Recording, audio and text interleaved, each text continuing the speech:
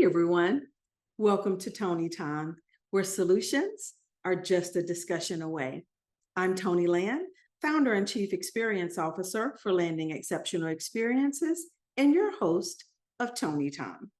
So today, if you read the title, we are digging into pre-shift huddles or safety huddles, as some call them, and really some of the frustration that team members have around this practice. So I thought it would be good to just level set and start with a definition around the huddle. So I looked at the IHI and the AHRQ, and they define a huddle as a short stand-up meeting, 10 minutes or less, that is typically used at the start of each workday in some type of clinical setting. So it might be in inpatient units where the huddle takes place at the start of each major shift. In an ambulatory surgery center, the huddle might take place once per day in each unit, so for your operating room staff and others. And then in a primary care setting, that might take place in the morning to discuss, patients as a team and a way to actively manage quality and safety. So it's a way of reviewing standard work and really being proactive in planning and caring for patients and families for that day, for that shift, for those encounters. So I thought it'd be good just to level set around what is a huddle according to some of the definitions out there. So I've pulled this time 2 Reddit threads that I thought would be interesting as we dig into the team's perception of this body of work. What's the literature say? And then what do we do about it? So let's start with the huddle is a waste of my time. That's what this one is titled. And so this team member says, huddle ended at 7:13 this morning. 13 effing minutes of dribble, 13 minutes of who had a moment of change last night, 13 minutes of you make a difference, 13 minutes of every aide and nurse being off the floor, and you have to sign the log that you were at huddle. Some nurses had 7 patients and had to report off to 4 or more nurses. Call bells were going off and no one was answering them. If that's how it's going to be, then they need to let everyone clock in, and huddle needs to start at 6:45. So everyone can at least have a slim chance of being out by 7:30. It's like this every day at every shift change. You can't clock in prior to 6:53, but staying over an extra 45 plus minutes is fine. This stuff makes no sense. So some of the responses. First response, dude, I was just going to say the same thing this morning, except it ended at 7:45. Are you kidding me? I mean, the same old stuff about preventing falls, patient education, going over the old falls that happened, magnet, artificial nails. Good God, just let me go home. Another person says, we stopped doing huddles during COVID, and it has been awesome. Now we get a text with updates we need to know, and people are able to clock in and get straight to business. Even our leadership acknowledges huddle is a waste of time. Somebody else says, 13 minutes of I don't effing care. Huddle is such BS. The concept is there, but I haven't worked a place yet that had the execution. On our unit, they just send all the safety huddle stuff to us in a group chat in Epic. And it's nice to have all the stuff in writing so you don't forget. Another person said, huddle is just another word for corporate itching that has absolutely no value in patient outcomes. So, several of the threads talked about why do we need a huddle? Why can't we just have an email? And so I don't know if this was a charge nurse or some type of leader who was responsible for huddles. And this person responded, could some of the information have been in an email? Sure. However, after about a decade, I have a very good idea of how many nurses actually check their work email accounts. Then, after something time sensitive had come and gone, and people were upset about not having any warning, huddles were the next logical step, unfortunately. I mean, even highlights were marked on the assignment sheet. So I was basically going over information that I had already bothered to write out. The only highlights that people ever really looked at, though, were isolation rooms and which granny or grandpa was back in restraints. And even with me attempting a speed run through Huddle, which starts sharp, barring a code blue, it still takes a minimum of 3 minutes. And I'll finish with one more. Huddle should be like 5 minutes max. Ours basically goes like this. We have a insert number here, number of beds open in ICU, insert number here, this many in step down. We've got a few ER beds, admits waiting to come to the floor. Hand washing scores were blank last month. Thank you, Tom, Dick, and Harry for picking up last night. And don't forget to do your yearly clinical education. It's due the 1st. Have a good night, you guys. So that was the example that she gave of what their huddle currently looks like. So one last one. Huddle should be like 5 minutes max. Ours basically goes like this. We have a insert your number of beds open in ICU, insert your number of beds in step down. We got a few ER beds and admits waiting to come to the floor. Hand washing scores were blank last month. Thank you, Tom, Dick, and Harry for picking up last night. Don't forget to do your yearly clinical education. It's due the 1st. Have a good night, you guys. So I pulled into another thread that said, what do nurses, and this was specifically directed at nurses, what do nurses want to hear during this pre-shift huddle? So I'm going to read one of the comments, and it says, don't make it goofy. You're addressing a group of licensed professionals, not a youth soccer team. Just give the State of the Union and announcements. 60 seconds or less is plenty of time. Good evening, everyone. We have 32 patients tonight, 8 nurses and 3 techs, and 4 open beds. Jim and Sarah are on the turn team tonight. Jane is our NP. Dr. Patel is on for internal med. Dr. Sanders is on for surgery. Make sure you're charting your baths, your turns, and your Foley care. We've had fallouts on these 3. Double check your rooms too for expired supplies. Admin is doing bedside shift report audits again, so get report elsewhere at your own risk. Day shift had a show, so let's extend them some grace in regards to leftover tasks, okay? Anybody got any questions, comments, concerns? All right, it's only 12 hours, guys. Let's take care of business. So that's that person's example. And somebody came right behind them and said, you know, I disagree with that, especially if it's a friendly or close-knit group of staff.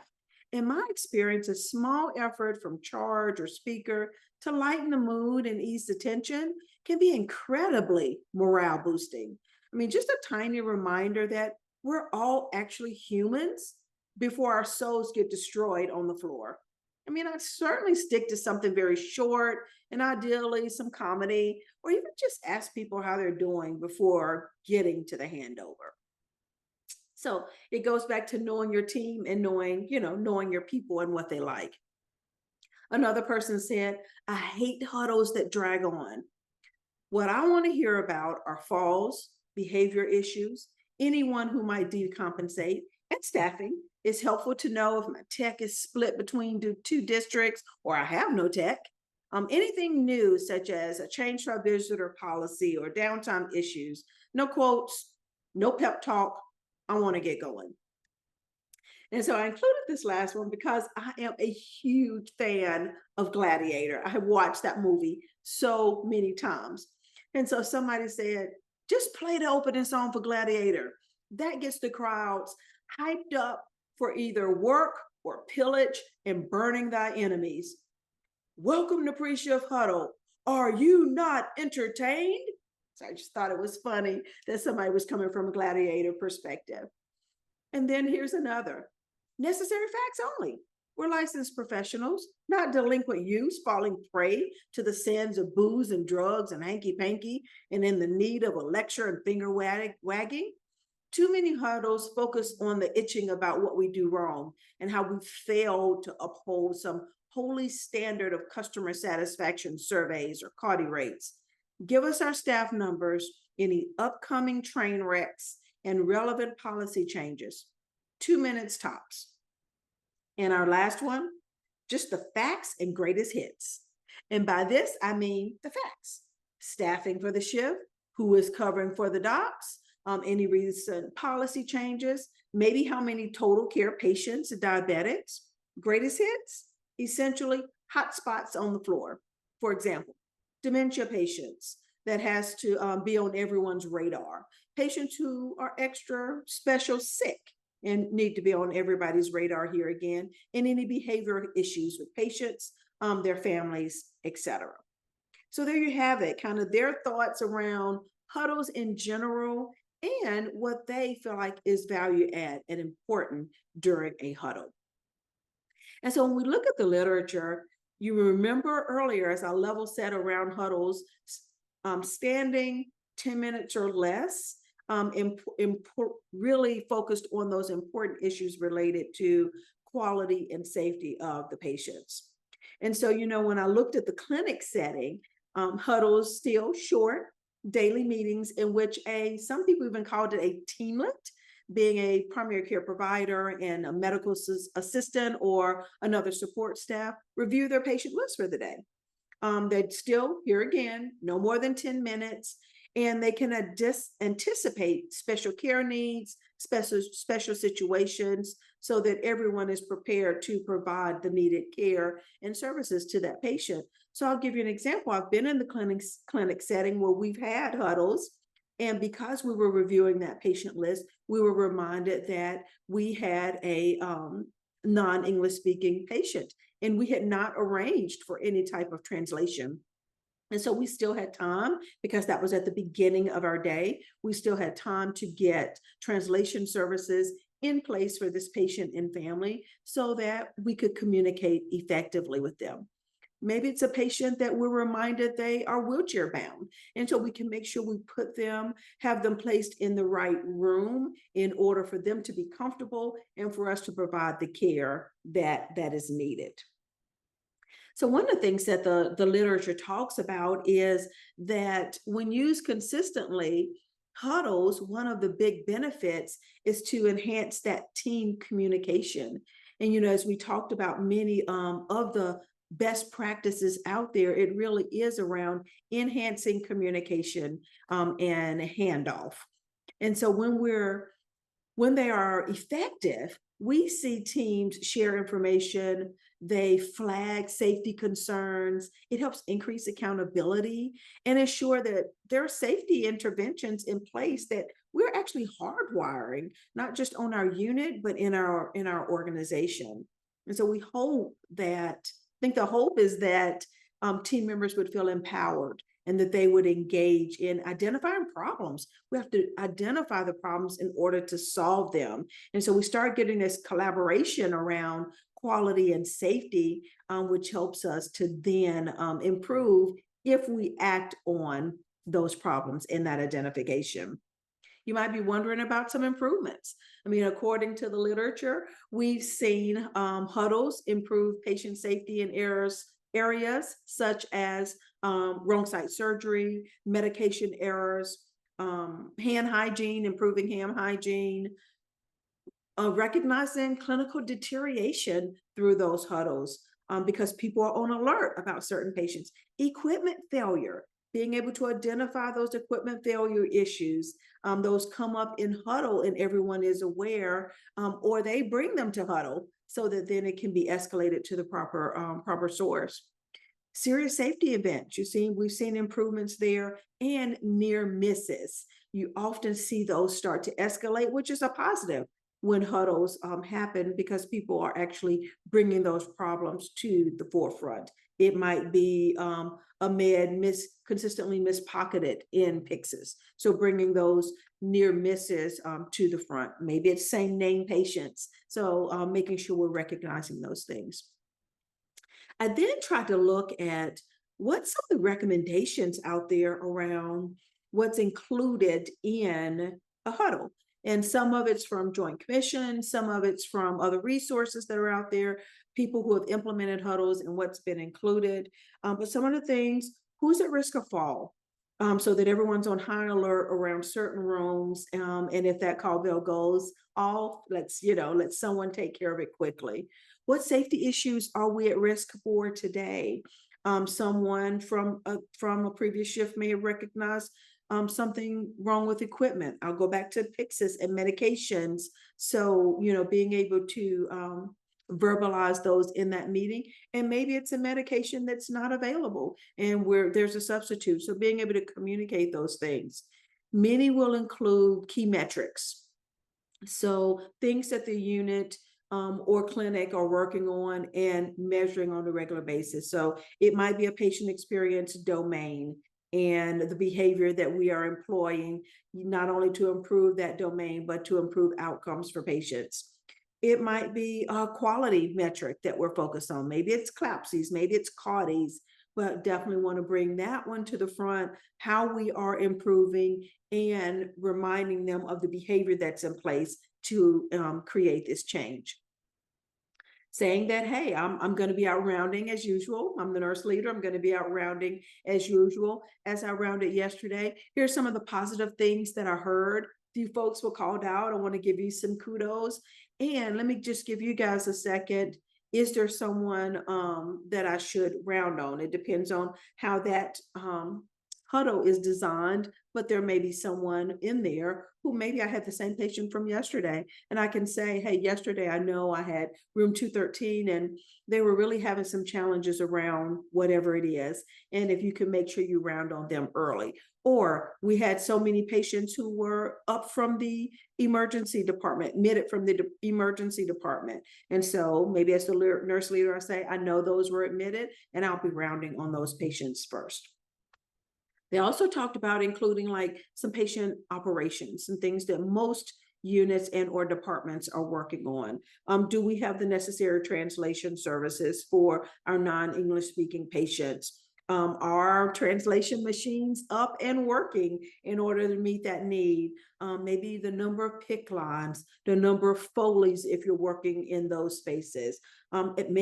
Expected admissions from the OR who's waiting in the emergency department, expected discharges, who we expect to be discharged, who are isolation patients on the unit, if you have those on your unit, and who are our confused and or maybe behavioral health patients that have needs for sitters, so that we can make sure we're gathering information. If you have tiered huddles that you can escalate, or if you have a larger meeting where you talk about staffing needs, that you're able to bring those things into the conversation. So now what do you do with this information? Okay, so no surprise to anybody who has watched any of my videos. You have got to get the people who actually do the work to be a part of designing the work. So include those team members that participate in your huddle. And I'm going to say your nurses, and I would say even your EVS professionals. In my past, it's been huge having EVS be a part of our huddles so that they are able to know who we are anticipating for discharges and admissions. And it helps them to prioritize work also, so that we're all on the same page and getting those needs met. I will even say sometimes respiratory and physical therapy, because many times that will help with education needs for a patient or family and also help with the discharge. Establish goals for this team. This team has to look into how we're going to know that the huddles are a success. So you want to look at identifying some close calls or near misses, being able to identify those. Your safety culture, measure your safety culture. You can do that through the cultural safety survey that's available out there on the AHRQ website. You want to be able to measure concerns around how many times we noticed equipment failure and what we were able to do about that.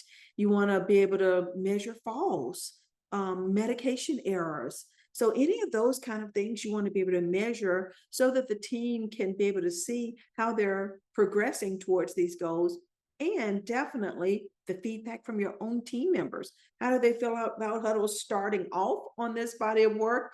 And as a model is developed and implemented, then how they feel about it, certain points throughout the process so that you're able to bring their voices to the table and make changes as necessary.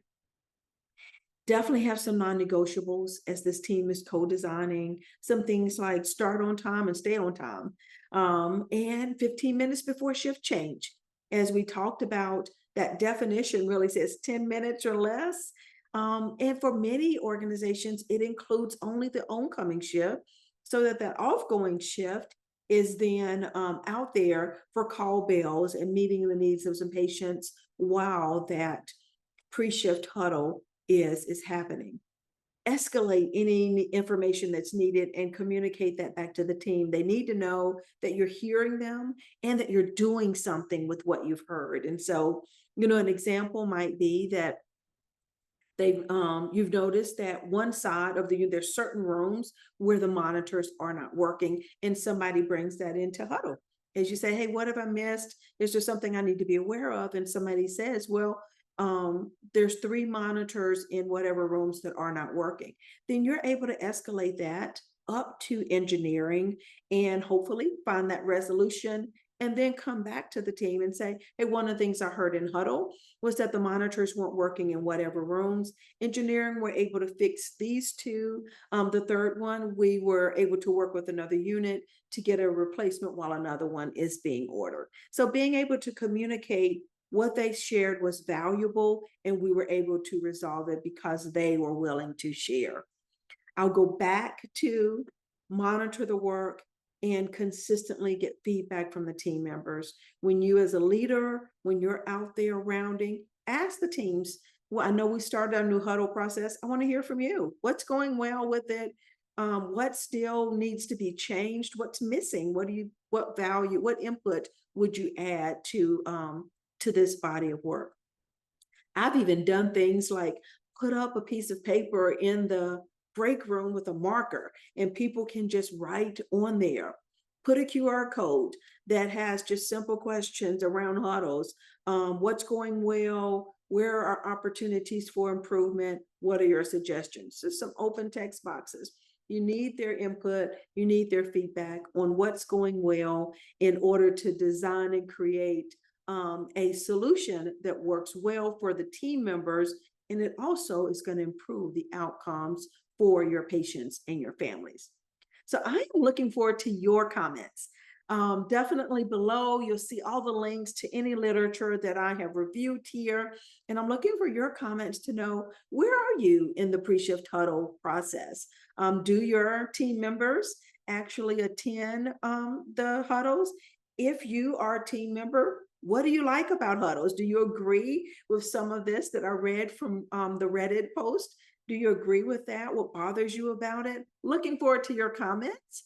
So comment, like, and subscribe, and definitely share with others. This is Tony Time, where solutions are just a discussion away.